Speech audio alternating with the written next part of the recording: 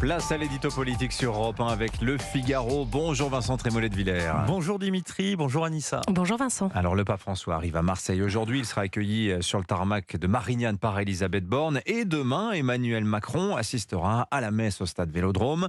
Un président en exercice qui assiste à une messe pontificale sur le sol français. On n'a pas vu ça depuis Valéry Giscard d'Estaing. C'était en 1980. C'est un événement politique selon vous, Vincent ? Vous savez Dimitri, si le chef de l'État avait été absent, la dimension politique de cette visite n'en aurait pas été moins importante. François est un chef religieux, mais qui fait volontiers de la politique.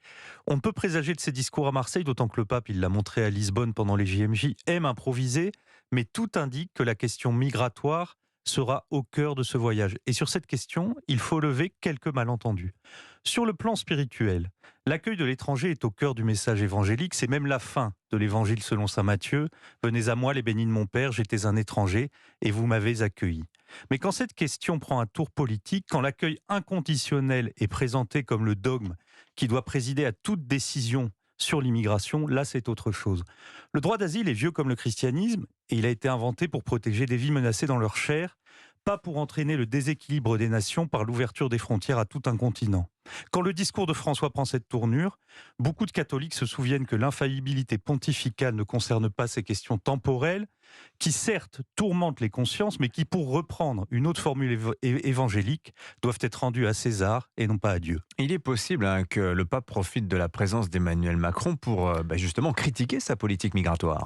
Alors cela devrait plaire à la catégorie de catholiques qui se situe très à gauche et qui voudrait, par l'abolition des frontières, installer ici et maintenant les promesses de la fraternité universelle. Mais pour les autres, ceux qui, selon le dernier sondage IFOP sur le sujet, votent à droite, je vous rappelle qu'en 2022, 40% d'entre eux ont voté soit Le Pen, soit Dupont-Aignan, soit Zemmour, 7% pour Valérie Pécresse et 29% pour Emmanuel Macron.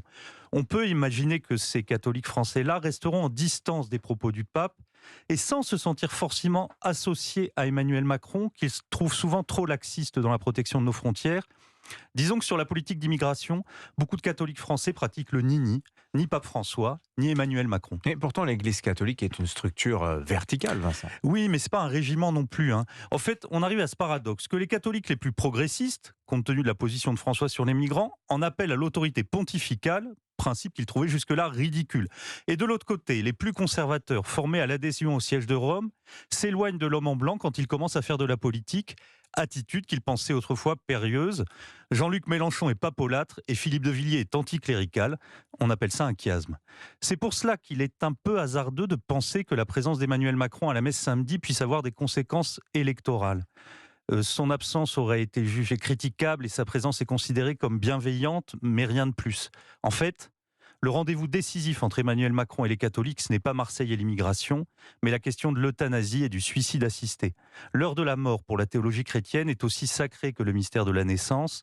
Donner à l'État la possibilité d'administrer ces instants, pour une majorité de catholiques, c'est faire basculer notre société dans une logique qui ne peut être qu'inhumaine. Et même chez ceux qui ne croient pas, mais sont attachés aux formes et aux principes du christianisme, la légalisation de l'euthanasie par le président de la République apparaîtra comme une rupture et peut-être même comme un affront. L'édito politique sur Europe 1. Merci beaucoup Vincent Trémollet de Villers.